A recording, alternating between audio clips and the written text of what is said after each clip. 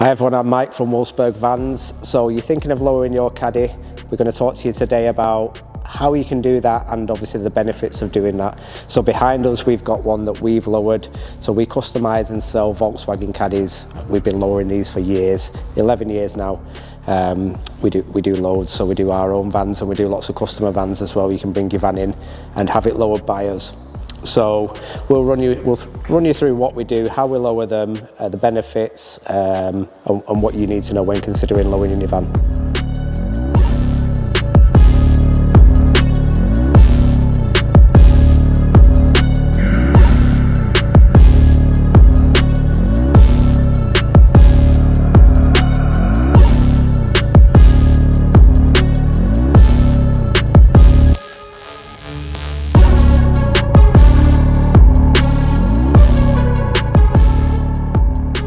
Okay, so the benefits of lowering your van, first of all, is handling.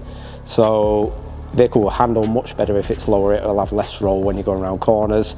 And then obviously if you're putting 19-inch wheels on like this, or even 18s or 17s, it'll look better, it'll sit nicer without that huge arch gap as well. That's the main reason that people are doing it, better handling and because it looks cool. To lower your Caddy, first of all, you're going to need the parts. So these are the 60mm I-back Sportline springs that we use, which are on this van behind us, and as you can see it sits great, comfortable ride as well. So this is what we use.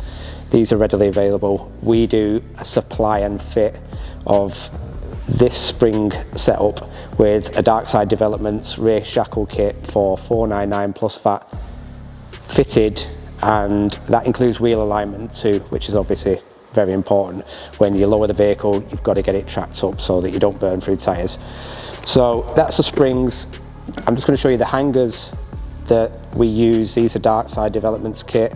No point in showing you the rest of the shackle kit because it's made up of lots of different pieces, but this on the back of the van has 6 different settings for the height. So the rear is actually adjustable. So if you bring your vehicle in to us and say you carry a water tank with 250 kilograms, we can set that vehicle up so that it takes the weight, or you might want it lower, higher, whatever your preference. You've got 6 different settings on this kit.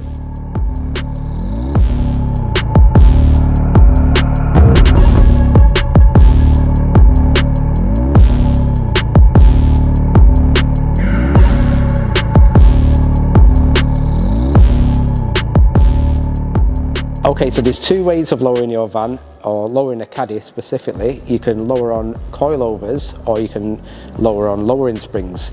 Now, we've tested pretty much every kit on the market over the years, and we use lowering springs.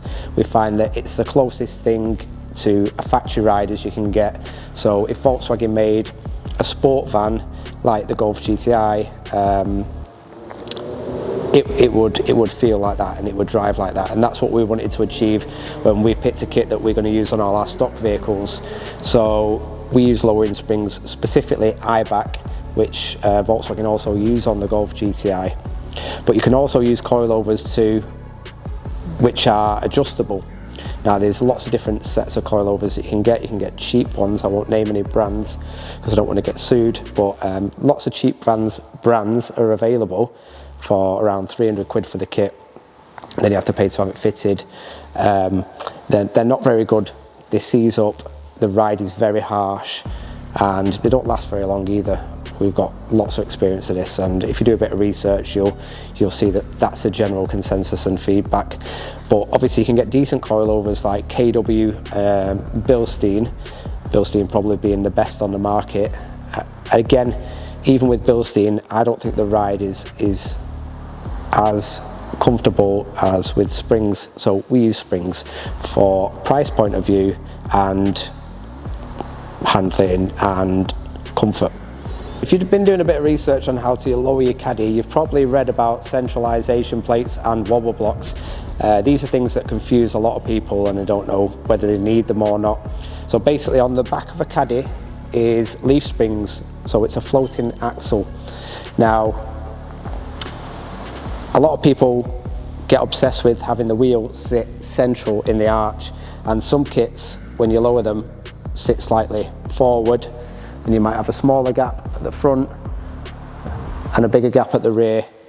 Now this is actually okay. A lot of people think that you need to use centralisation plates to get that wheel bang in the middle, but if you actually bring the camera in here, George, and look at the arch liner in the back there, the arch liner is actually curved. So in some cases it's not suitable to have the wheel bang on central in the arch because the back of the tyre here is going to catch on the arch liner. Volkswagen haven't made this arch liner straight. It goes in a little bit and then it starts to curve. So don't be too caught up on having the wheel absolutely central in the arch. It's more important that the ride is right and it doesn't rub. Wobble blocks, if you've lowered your Caddy, you'll know this. When you look in your wing mirror, you'll see your wheels wobbling about, and that's because it's on leaf springs. Wobble blocks can help reduce that slightly, but nothing will completely get rid of it. So you're always going to get that slight wobble.